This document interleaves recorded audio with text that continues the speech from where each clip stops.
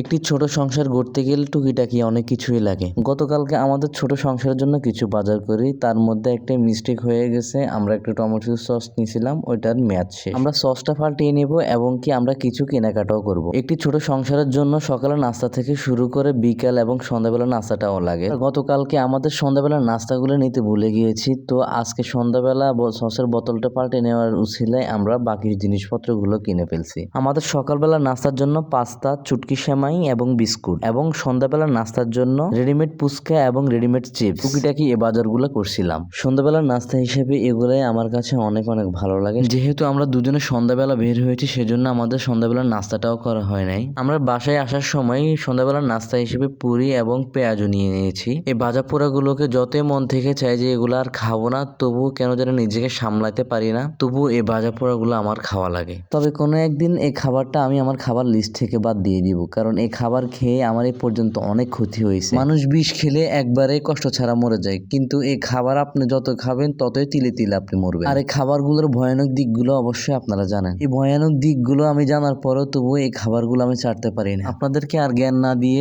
ভিডিওটি এখানে শেষ করব। আর হ্যাঁ, আপনারা সবাই আমাদের এই ছোটখাটো সংসারের জন্য দোয়া করবেন। সবাই ভালো থাকবেন। আল্লাহ হাফেজ।